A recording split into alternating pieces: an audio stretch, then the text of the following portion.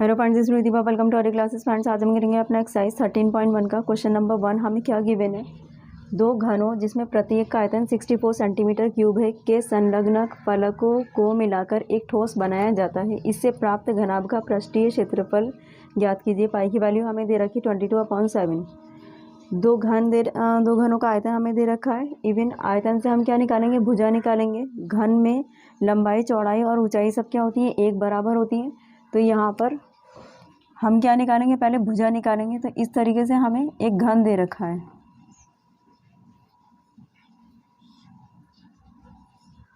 इस घन में क्या होगी, लंबाई, चौड़ाई, ऊंचाई, ये हम निकालेंगे। और इन्होंने क्या कहा है कि दो ठोसों को मिलाकर एक बनाया जाता है। तो यहाँ पर अगर हम इन दोनों को, दो घनों को मिलाएंगे तो ये किस तरीके से बनेगा, इस तरीके से बन जाएगा। इवन घनाभ की फॉर्म्स में बन जाएगा।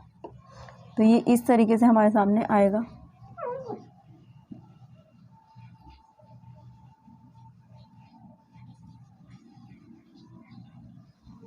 तो इसमें लंबाई क्या हो जाएगी, दो घनों की लंबाई एक बराबर हो जाएगी।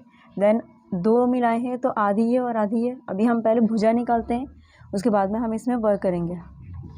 हल में इवन क्या दे रखा है, हमें घनाभ का आयतन दे रखा है और निकालना क्या है, घनाभ का पृष्ठीय क्षेत्रफल।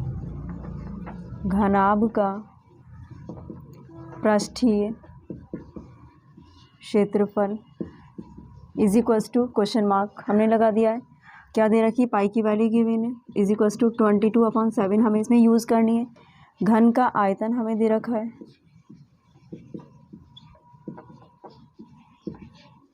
Is equals to 64 centimetre cube.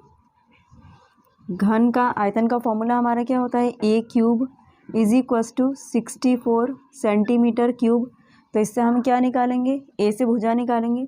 A cube is equals to 64 किसका क्यूब होता है, हमारा 4 का। 4 4 ज़ा 16 और 16 4 ज़ा हमारा जाएगा 64। देन इसे हम लिखेंगे 4 सेंटीमीटर का क्यूब। इस पर भी 3 पावर है और ये भी 4 का क्यूब कर लिया हमने। तो हमारी 3 पावर से 3 पावर कैंसिल हो जाएगी। तो ए किसके बराबर हो जाएगा, 4 centimetre. Then A is equals to 4 centimetre. इसकी भुजा आ गई है हमारी घनाभ की। तो यहाँ पर हम लिखेंगे लंबाई भी हमारी कितनी है, 4 सेंटीमीटर। ऊंचाई भी हमारी कितनी है, 4 सेंटीमीटर। और चौड़ाई भी हमारी कितनी है, 4 सेंटीमीटर ही है। तो यहाँ पर हमने लिख दिया, यहाँ पर 4 सेंटीमीटर 4 सेंटीमीटर। दोनों घनों को मिलाकर रखेंगे तो दोनों को प्लस करेंगे तो लंबाई कितनी हो जाएगी हमारी, 8 सेंटीमीटर। ये हो गई। लेकिन ऊंचाई और चौड़ाई हमारी एक ही रहेगी, ये रहेगी 4 सेंटीमीटर और ये भी क्या रहेगी, 4 सेंटीमीटर। ये दोनों एक ही बराबर रहेंगी। तो यहाँ पर L इज इक्वल्स टू 4 + 4 कितना हो जाएगा, लंबाई बढ़ जाएगी ना। Then 4 + 4 is equals to 8 centimetre. B चौड़ाई वही रहेगी 4 सेंटीमीटर और ऊंचाई भी हमारी क्या रहेगी, वही रहेगी। Then 4 centimetre. हमें क्या निकालना है, घनाभ का पृष्ठीय क्षेत्रफल। लिखेंगे घनाभ का पृष्ठीय क्षेत्रफल इज इक्वल्स टू, फार्मूला होता है 2 × LB + BH + HL। ये हमारा फार्मूला होता है। इज इक्वल्स टू 2 × LB, लंबाई कितनी है हमारी 8, इंटू B कितनी है हमारी 4, प्लस B है हमारी 4, इंटू H है हमारी 4। मल्टीप्लाई करते जाएंगे और डिजिट पुट करते जाएंगे। प्लस H कितनी है 4, इंटू L है हमारे पास 8। 2 इंटू अंदर मल्टीप्लाई करेंगे, 8 4 ज़ा 32 + 4 4 ज़ा 16 + 8 4 ज़ा 32। 2 इंटू इन तीनों को क्या करेंगे, प्लस कर देंगे। 32 + 16 + 32। देन प्लस करेंगे तो ये आएगा हमारे पास 80 इज इक्वल्स टू 80 की 2 से मल्टीप्लाई करेंगे 160 सेंटीमीटर स्क्वायर। क्षेत्रफल निकाला है तो यूनिट पे क्या लग जाएगा, स्क्वायर। ये हमारा आंसर कंप्लीट हुआ।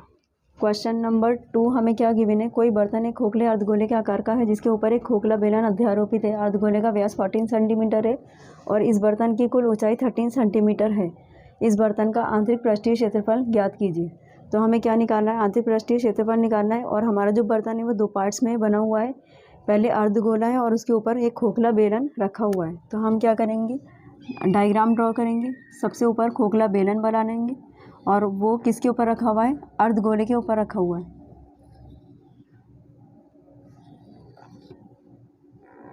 ये हो गया हमारा नीचे अर्धगोला और ऊपर क्या है, एक खोखला बेलन रखा हुआ है। अर्धगोले का पूरा व्यास हमें क्या दे रखा है, 14 सेंटीमीटर। तो व्यास का आधा हमारा क्या हो जाएगा, त्रिज्या हो जाएगी।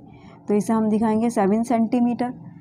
ये दोनों एक ही बराबर है, दोनों के व्यास एक बराबर होंगे, तो ये भी कितनी हो जाएगी हमारी, 7 सेंटीमीटर हो जाएगी। और इस बर्तन की टोटल ऊंचाई हमें कितनी दे रखी, 13 सेंटीमीटर।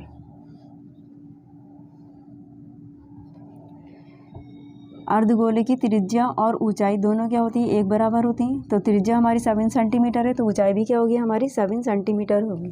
तो यहाँ से हम क्या करेंगे, बेलन की ऊंचाई निकालेंगे। तो बेलन की ऊंचाई निकालने के लिए क्या करेंगे, टोटल ऊंचाई में से अर्धगोले की ऊंचाई माइनस कर देंगे, देन 13 में से 7 माइनस कर देंगे, तो हमारे पास आ जाएगी बेलन की ऊंचाई। सबसे पहले हमें निकालना है बर्तन का आंतरिक पृष्ठीय क्षेत्रफल, हम वही लिखेंगे। बर्तन का आंतरिक पृष्ठीय क्षेत्रफल is equals to question mark. Starting में एक्सरसाइज में पाई की वैल्यू हमें गिवन है 22/7 हमें यूज़ करनी है। नेक्स्ट क्या दे रखा है, अर्धगोले का व्यास दे रखा है।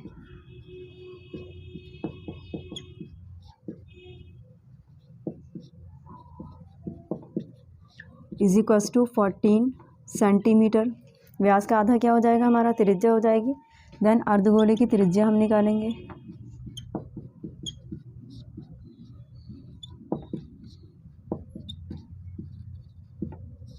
Is equals to 14/2 is equals to 7 centimetre. अर्धगोले की त्रिज्या और ऊंचाई एक बराबर होती है, तो यहाँ पर हम लिखेंगे अर्धगोले की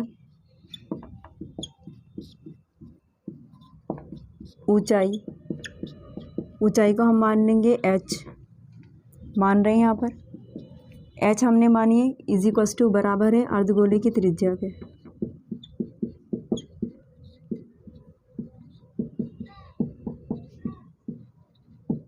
और त्रिज्या को मानेंगे हम स्मॉल r, यहाँ पर लिख लीजिए r।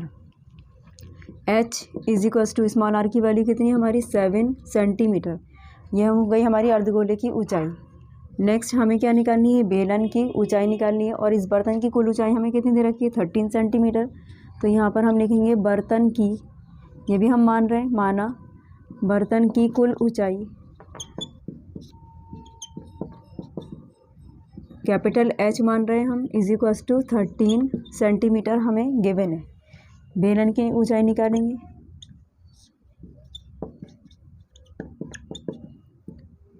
H1 से नोट करेंगे हम इसे, इज इक्वल्स टू कुल ऊंचाई हमारी कितनी है, कैपिटल H में से माइनस कर देंगे अर्धगोले की ऊंचाई, स्मॉल h हमने ली है। Then H1 is equals to capital H है हमारी 13 में से माइनस कर देंगे h means 7। Then H1 is equals to 13 में से हम 7 माइनस करेंगे, देन 6 सेंटीमीटर।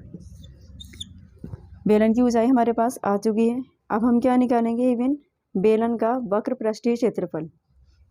बेलन का अलग निकालेंगे और अर्धगोले का अलग निकालेंगे, फिर इन दोनों को ऐड कर देंगे, तो यह आ जाएगा हमारे पास बर्तन का आंतरिक पृष्ठीय क्षेत्रफल। तो यहाँ हम लिखेंगे बेलन का वक्र पृष्ठीय क्षेत्रफल इज इक्वल्स टू, फॉर्मूला होता है हमारा 2πr/h। बेलन की ऊंचाई को हमने किससे नोट किया, H1 से, तो बेस में क्या लगा देंगे हम, H1। 2 इंटू पाई की वैल्यू 22/7 इंटू r की वैल्यू हमारे पास क्या है, त्रिज्या 7 इंटू H1 हमने कितना निकाला है, 6। यहाँ 7 से हमारा 7 कैंसिल हो गया, क्या बचा 2 इंटू 22 इंटू 6। इन तीनों की हम मल्टीप्लाई करेंगे, तो मल्टीप्लाई करने के बाद में आएगा हमारे पास 264 सेंटीमीटर स्क्वायर। अब हम निकालेंगे नेक्स्ट अर्धगोले का वक्र पृष्ठीय क्षेत्रफल।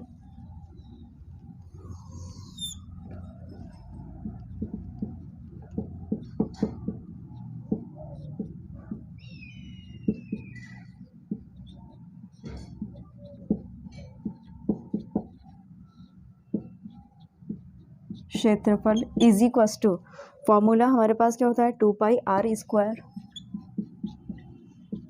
अर्धगोले का क्षेत्रफल 2πr² is equals to 2 into pi की वैल्यू 22/7 इंटू आर का स्क्वायर मतलब 7 का हम स्क्वायर करेंगे, 2 इंटू 22/7 इंटू 7 को 2 टाइम हम ओपन करेंगे, 7 इंटू 7, 7 से हमारा 7 कैंसिल हो गया, क्या बचा 2 इंटू 22 इंटू 7। इन तीनों टर्म्स की हम क्या करेंगे, मल्टीप्लाई करेंगे। तो मल्टीप्लाई करने के बाद में आंसर आएगा हमारे पास 308 सेंटीमीटर स्क्वायर। दोनों का ही क्या आ चुका है हमारे पास, बेलन का और अर्धगोले का वक्र पृष्ठीय क्षेत्रफल हम निकाल चुके हैं। अब इन दोनों का हम ऐड कर देंगे तो वो हो जाएगा हमारे पास बर्तन का आंतरिक पृष्ठीय क्षेत्रफल। तो यहाँ हम लिखेंगे बर्तन का आंतरिक पृष्ठीय क्षेत्रफल इज इक्वल्स टू बेलन का वक्र पृष्ठीय क्षेत्रफल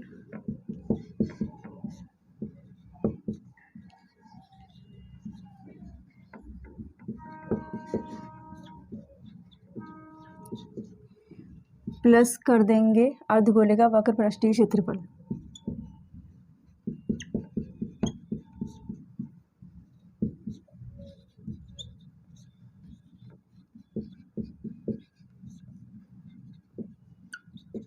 इज इक्वल्स टू बेलन का वक्र पृष्ठीय क्षेत्रफल हमने कितना निकाला है 264 प्लस अर्धगोले का वक्र पृष्ठीय क्षेत्रफल हमने कितना निकाला है 308। दोनों की यूनिट क्या है, सेंटीमीटर स्क्वायर है। देन 264 में प्लस करेंगे 308 तो ये आएगा हमारे पास 572 सेंटीमीटर स्क्वायर। फ्रेंड्स वीडियो आपको पसंद आए तो प्लीज़ लाइक शेयर सब्सक्राइब कर दीजिएगा, और अगर आपको कोई भी डाउट या प्रॉब्लम हो तो आप हमें कमेंट बॉक्स में कमेंट कर सकते हैं। मिलते हैं नेक्स्ट वीडियो में नेक्स्ट क्वेश्चन के साथ में। Thank you so much for watching video.